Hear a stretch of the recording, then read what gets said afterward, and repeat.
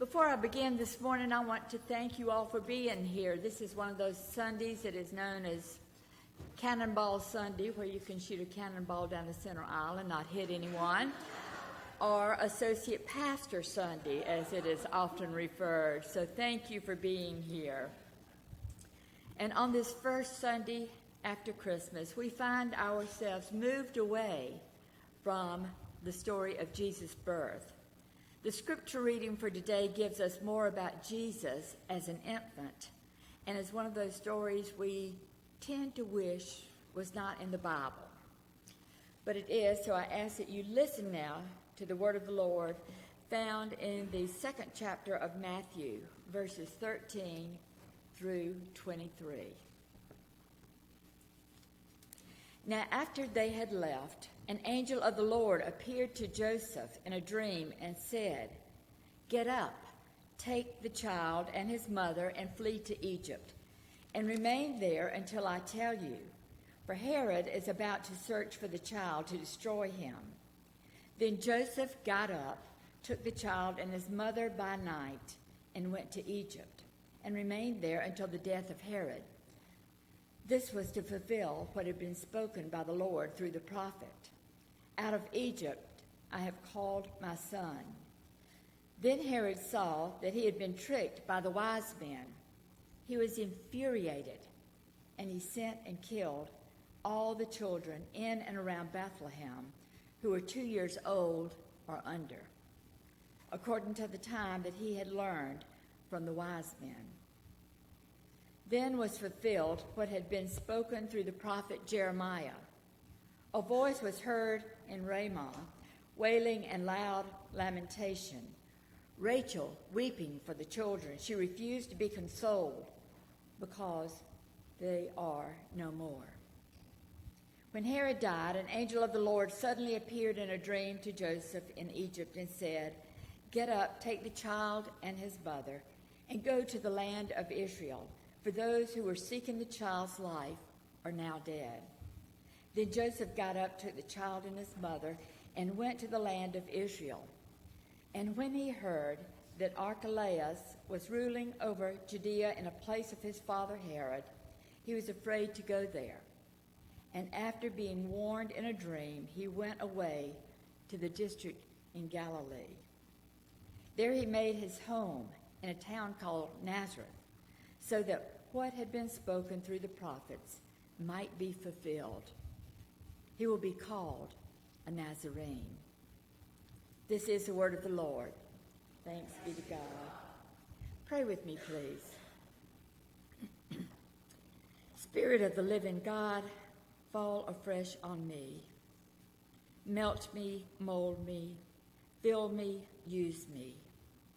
Spirit of the living God, fall afresh on everyone here today, so that the words spoken and the words that are heard are your words and not our own. You are our rock and our Redeemer. Amen. Somewhere over the past week or so, one of the news programs was reflecting on the 20-year anniversary of Y2K. That seems so long ago, but some of you will remember that in December of 1999, the entire world was in a state of uncertainty. Not only were we facing a new decade, but we were moving into a new century. For those of you who might not have been old enough to remember this, there was great fear that the computers that were available and being used, or any technology at the time, would not be able to handle or recognize the move from the 19 to the 20 plus the extra zeros. Moving into a new century had not been experienced by technology at that time. Today it seems that everything we do involves technology, but that was not so much the case 20 years ago. But even then, there were things like air flights, things that were of great concern that were computer operated. All the major and minor corporations, hospitals, any number of things that people had not yet even thought about being technologically driven. In reality, it was a non-event, but no one really knew that until 1201 on January 1st, 2000. For months leading up to December 1999, there was a great deal of anxiety and agitated conversations about the possibilities and all the what-ifs that could happen.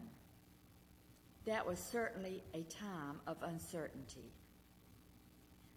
You will also remember the season after 9/11 as another such time of uncertainty.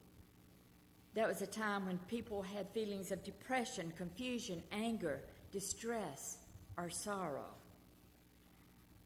And it seems that these times of uncertainty are times in which we move in and out of over the course of our lives, and that has been the case since the beginning of time.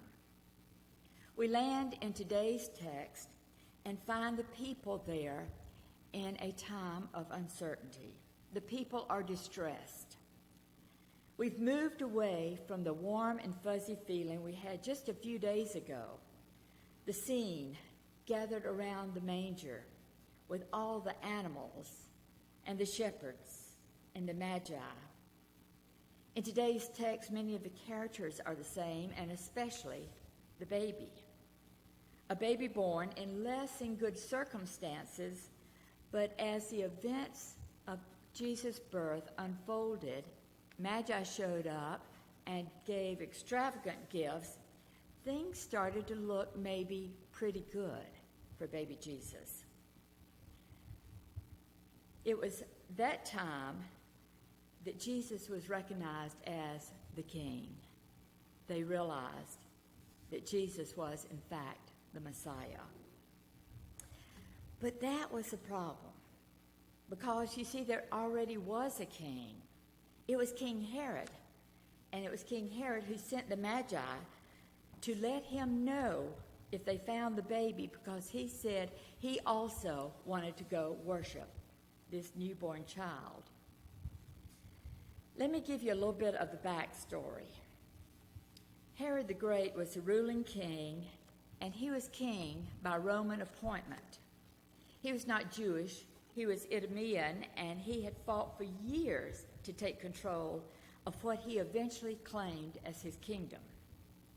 Because of the extreme fight he had gone through and his basic personality traits, his kingship was filled with great insecurity.